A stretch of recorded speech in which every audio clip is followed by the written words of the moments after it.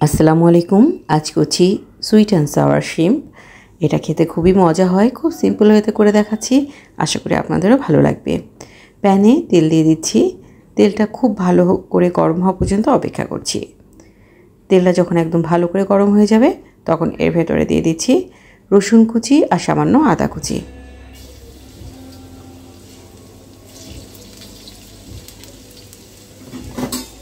এটা 30 সেকেন্ডের মতো একটু ভেজে নিচ্ছি। লালচে কালার আসার আগেই এর ভেতরে আমি চিংড়ি মাছ দিয়ে দিচ্ছি। এখানে হেডলেস চিংড়ি মাছ আমি ব্যবহার করছি। মাছটা দিয়ে 1 থেকে 1.5 মিনিট ভেজে নেব। খুব বেশি সময় ভাজার দরকার নেই, বেশি ভাজলে কিন্তু মাছ শক্ত হয়ে যাবে, তখন খেতে অতটা ভালো লাগবে না।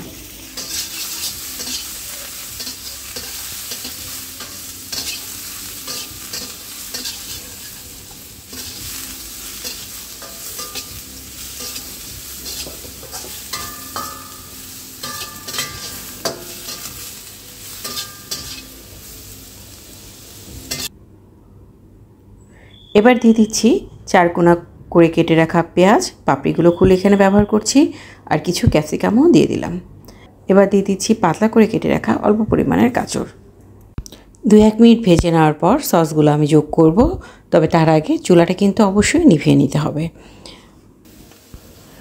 প্রথমে যোগ করছি ফিশ সস,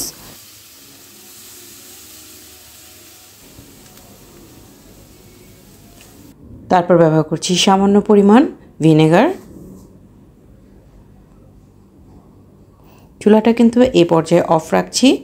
এবার দিয়ে দিচ্ছি সয়া সস, টমেটো সস,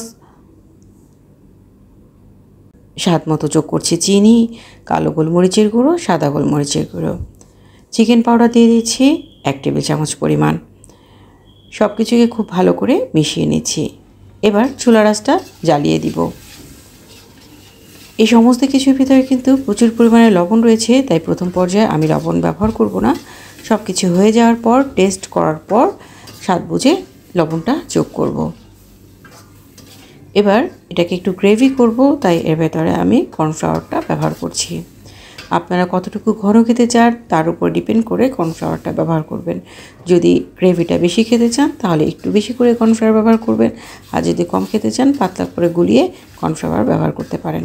কালারটা কিন্তু একটু ফ্যাকাশে হয়ে গেছে, তাই এর ভেতরে এবার আমি ডার্ক সয়া সসটা দিয়ে দিচ্ছি। কালারটা খুব সুন্দরভাবে চলে আসবে। রান্না প্রায় শেষের দিকে। এখন আমি লবণটা চেখে নিচ্ছি, আর স্বাদ বুঝে সামান্য পরিমাণ লবণ যোগ করে নিচ্ছি। সবশেষে ব্যবহার করছি আমি বাটার। আপনারা এখানে সল্টেড বা আনসল্টেড যে কোনো বাটারই ব্যবহার করতে পারেন। বাটারটা গলে গেলেই তৈরি হয়ে যাবে দারুণ মজার সুইট অ্যান্ড সাওয়ার শিম্প। ফ্রাইড রাইসের সাথে এটা খেতে খুব ভালো লাগে, এছাড়া পোলাও বা চাউমিনের সাথেও খেতে অনেক ভালো লাগে। তো বন্ধুরা, বাসায় আশা করি এভাবে বানিয়ে খাবেন। তো আজকে এই পর্যন্তই। ইনশাআল্লাহ আবার দেখা হবে নতুন কোনো রেসিপি নিয়ে। আল্লাহ হাফেজ।